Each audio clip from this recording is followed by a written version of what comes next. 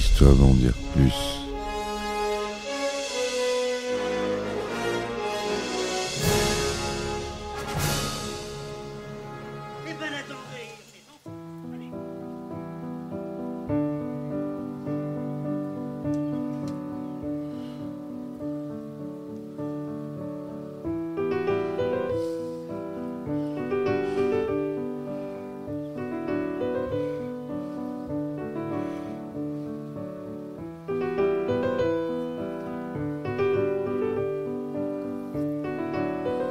Bonjour, bienvenue sur Histoire d'en dire plus.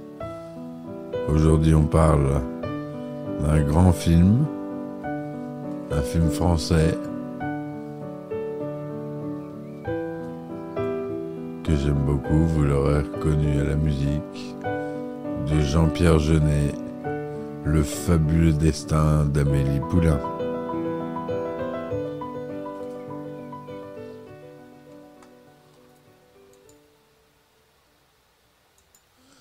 Alors, le fameux fabuleux destin d'Amélie Poulain, c'est un film franco-allemand, faut le savoir, c'est une coproduction franco-allemande de Jean-Pierre Jeunet, le fameux Jean-Pierre Jeunet, que j'aborderai dans mes podcasts bientôt.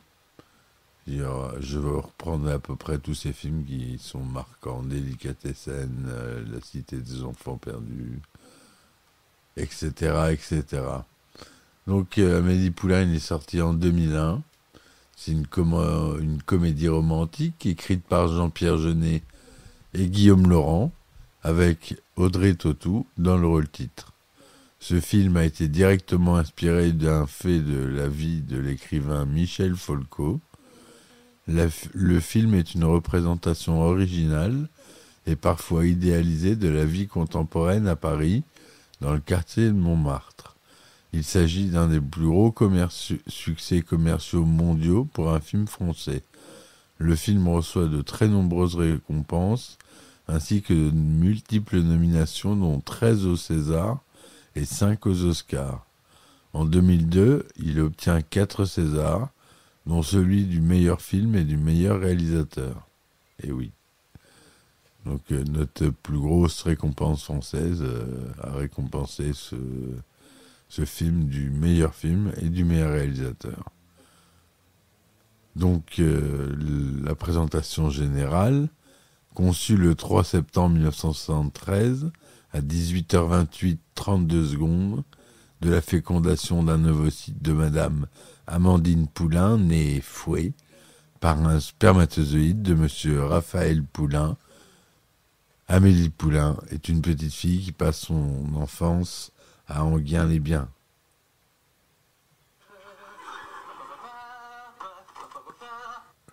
Enghien-les-Bains. Excusez-moi pour le bruit.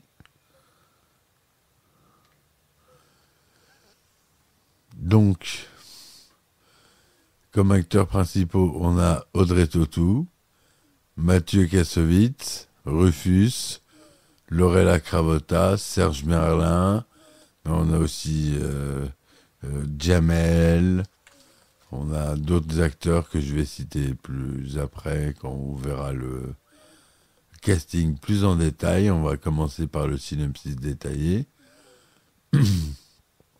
Amélie Poulain grandit isolée des autres enfants car son père, docteur taciturne, lui diagnostique à tort une maladie cardiaque. Son père ne la touchait jamais en dehors des examens médicaux, d'où l'emballement de son pouls lorsqu'il le mesurait. Sa mère, tout aussi névrosée que son père, est inhibée et meurt alors qu'Amélie est encore jeune, heurtée accidentellement par une touriste québécoise qui avait résolu de se suicider en se jetant du haut de la cathédrale Notre-Dame de Paris. Son père se renferme alors davantage et dévoue sa vie à la construction maniaque d'un mausolée consacré à sa défunte épouse. Livrée à elle-même, Amélie développe une imagination étonnamment riche. Devenue une jeune femme, Amélie est serveuse dans un petit café de Montmartre, le café des Deux Moulins, tenu par une ancienne artiste de cirque et fréquenté par des employés et des clients hauts en couleur. À 23 ans, Amélie mène une vie simple, ayant abandonné toute relation sentimentale après des tentatives ratées. Elle prend goût à des plaisirs simples, comme faire craquer la crème brûlée avec une cuillère, faire des ricochets sur le canal Saint-Martin, mettre sa main dans un sac de grains, essayer de deviner combien de couples parisiens ont un orgasme à chaque instant. 15, chuchote-t-elle à la caméra, et laisse libre cours à son imagination. Sa vie bascule la nuit de la mort de la princesse Diana, le 31 août 1997, dans un enchaînement de circonstances suivant le choc de l'annonce.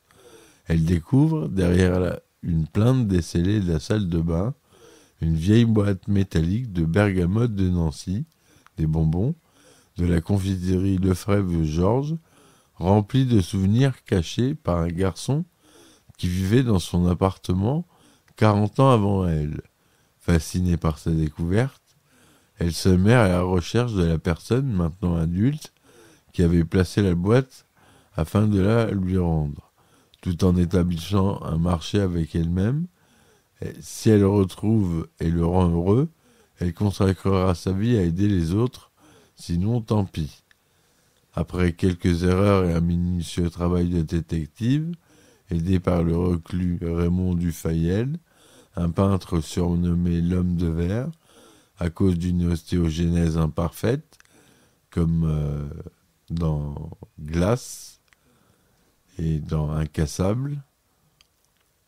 Elle met la main sur l'identité de l'ancien occupant des lieux, place la boîte dans une cabine téléphonique et fait sonner le téléphone pour attirer cet homme alors qu'il passe à proximité. Et lorsqu'il ouvre la boîte, il subit une révélation. Tous ses souvenirs oubliés d'enfance lui reviennent soudain à la mémoire. Elle le suit de loin, jusque dans un bar, et l'observe sans se découvrir. En voyant les effets positifs sur lui, elle décide de répandre le bien dans la vie des autres. Amélie devient alors une sorte d'entremetteuse secrète, ange gardienne. Elle persuade son père de réaliser son rêve de faire le tour du monde, avec l'aide d'un nain de jardin et d'une amie hôtesse de l'air. Elle met également son grain de sel dans la vie des gens qu'elle côtoie au travail. D'ailleurs, elle s'arrange pour que 2 d'entre eux tombent amoureux, Georgette, l'hypocondriaque, et Joseph, un homme particulièrement jaloux. Elle rédige aussi un faux courrier à l'intention de sa concierge, terriblement dépressive depuis la mort de son mari, courrier prétendument écrit par le mari et qui aurait été égaré il y a 40 ans par la poste. Tandis qu'elle venge Lucien des vexations continuelles, Lucien c'est Jamel Debbouze, que lui fait subir son patron, Monsieur Collignon. Mais alors qu'elle s'occupe des autres, personne ne s'occupe d'elle. En aidant les autres à obtenir le bonheur, elle se met face à sa propre vie solitaire, s'identifiant à Mère Teresa, et ses relations chaotiques avec Nino Quincampoix, qui était, enfant, le souffre-douleur de ses camarades d'école, et maintenant un jeune employé de sex shop décalé qui collectionne les photos d'identité jetées sous les cabines photomatons, et dont elle est tombée amoureuse. Bien qu'elle intrigue avec diverses méthodes détournées pour le séduire, notamment une sorte de chasse au trésor pour récupérer un de ses albums photos perdus, elle reste terriblement timide et se sent systématiquement incapable de l'approcher. Elle doit recevoir les conseils de Raymond pour comprendre que l'on peut poursuivre son bonheur tout en s'assurant de celui de ses amis et voisins. Voilà comment je résumerai le film. Et il faut le voir. Si vous ne l'avez pas vu, c'est un sacrilège. Ce film, il représente la France pour beaucoup, beaucoup de gens dans le monde entier. Si vous parlez d'un film français à un étranger, il vous dira Amélie Poulain. Vous allez le voir, on va l'apprendre dans plusieurs langues. Amélie Poulain. En allemand, par exemple, c'est Die Verbalte Welter der Amélie. Comme c'est une coproduction franco-allemande, on commence par le titre en allemand. On va voir qu'il était distribué à l'international. Donc, la musique, on retrouve Yann Tiersen, dont je vous ai mis un extrait. À la direction artistique, Mathieu Junot et Volker Schaffer. Au costume, Madeleine Fontaine. À la photographie, magnifique, Bruno Delbonnel. Le son est superbe aussi, Vincent Arnady, Guillaume Le Riche, Franck Maître. Au montage, on a Hervé Schneid. Une production Claudie Ossard et Arne Mierkom van Hamden. Coproduction Bastian Gries et Helmut Breur. Le budget de 11 710 000 $. C'est tourné en couleur Dubois Color. C'est un format inventé par les Français de chez Dubois. Noir et blanc 35 mm de 39e, un cinémascope. Son DTS, son Dolby Digital. C'est en couleur, hein, mais il y a des parties en noir et blanc. C'est pour ça que c'est précisé comme ça. La durée, elle est de 122 minutes, donc il fait 2h02. Il est sorti en France le 25 avril 2001 et au Québec le 20 août 2001. J'ai pas la date de sortie aux États-Unis, mais c'est beaucoup plus tard. Il est classé tout public, à peu près partout.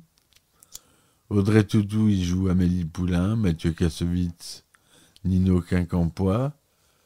Rufus joue Raphaël Poulain, le père d'Amélie.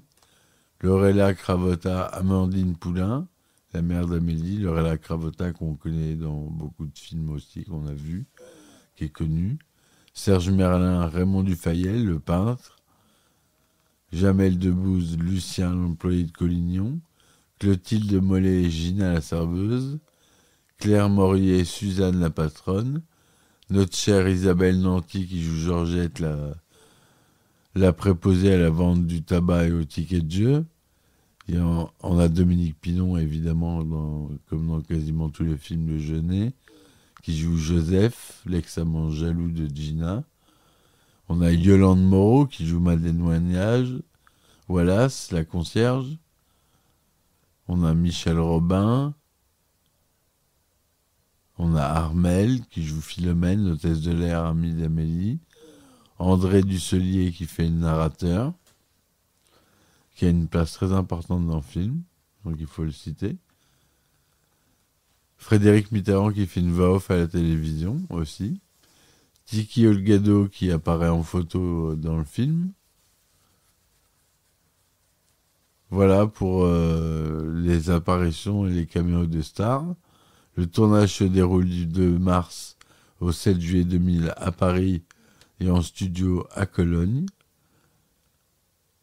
La bande originale du film est composée par Yann Tiersen, à l'exception du titre Guilty et Si tu n'étais pas là. Donc Si tu n'étais pas là, c'est un vieux film. C'est un vieux film. C'est une vieille musique que l'on ne trouve pas d'ailleurs sur l'album. Moi j'ai le double album qui comprend Si tu n'étais pas là. C'est une vieille chanson des années 30.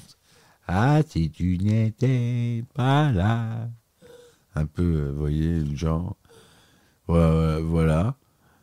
La moitié des chansons n'ont pas été composées pour le film et proviennent de ses albums précédents. L'album rencontre un grand succès, s'écoulant à plus d'1 million d'exemplaires. L'album reçoit plusieurs récompenses, notamment un César de la meilleure bande originale en 2002. Le film a globalement été très bien accueilli par la critique. Il recueille plus de 90% de critiques positives avec un score moyen de 8.1 sur 10 sur une base de 172 critiques sur Rotten Tomatoes, ce qui est un excellent score. En 2008, le magazine Empire l'a classé à la 196e place dans sa liste des 500 meilleurs films de tous les temps, ce qui n'est pas rien non plus. Parce que des films, il y en a plus de 500 quand même. Hein. On est fiers d'avoir ce film. C'est un des seuls films français, je crois. Je connais pas la liste de Empire. Le personnage d'Amélie a aussi été classé 45 meilleurs personnages de cinéma dans l'histoire par ce même magazine. En France, la revue de presse d'Allociné, qui se base sur les critiques des principaux journaux et magazines français, attribue au film une note de 4,3 sur 5. Le journal du dimanche parle d'un petit bijou qui met la tête et le cœur en joie. Le Parisien estime que le mot chef-d'œuvre reprend tout son sens. Première en demande pour le plaisir des yeux, pour rêver qu'on va changer de vie. Positif met en avant une esthétisation du moindre plan et une composition minutieuse du décor. Le Monde évoque une débauche de moyens et de talents qui aurait pu conduire à l'indigestion s'il n'y avait pas un vrai mystère, un espace pour l'imagination et le rêve. Toutefois, certaines critiques, comme Serge Kaganski des Incorruptibles, l'ont attaqué pour sa représentation irréaliste et pittoresque de la société française contemporaine dans un univers de cartes postales d'une France d'autrefois, avec très peu de minorités ethniques, ce qu'il considère comme être une forme de lépénisme latent. Alors, le lépénisme, c'est de Monsieur Le Pen, hein, quand je dis ça. Alors que Paris est une ville cosmopolite et que Montmartre, où se situe l'action, touche Barbès, quartier métissé, Barbès-Rochechouart, très peu d'immigrés sont visibles dans le film. Si le réalisateur a créé une vision idyllique d'un Paris parfait, il semble qu'il ait trouvé nécessaire de faire disparaître toute trace de personnes de couleur pour y parvenir, ont jugé les critiques. L'Humanité, de son côté, évoque une bluette au style publicitaire dans un Montmartre de cartes postales. D'autres, comme David Castelnau et Guillaume Bigot, ont estimé que ces critiques étaient injustifiées et qu'il s'agissait plutôt de la bien-pensance libérale libertaire qui ne pouvait que rejeter la vision bienveillante et crédible des petites gens. Jean-Pierre Jeunet répondit à ces critiques en rappelant que Jamel Debbouze, qui joue le rôle de Lucien, est d'origine nord-africaine. Le film est sélectionné dans le New York Times dans les 1000 meilleurs films jamais réalisés. Encore un classement. Il est considéré aussi dans les 50 meilleures comédies romantiques de tous les temps par la revue Rolling Stones. Encore une référence. Et il figure à la 106e place du top 250 de l'IMDb, du site IMDb, classé sur le vote du public, avec une note moyenne de 8,2 sur 10.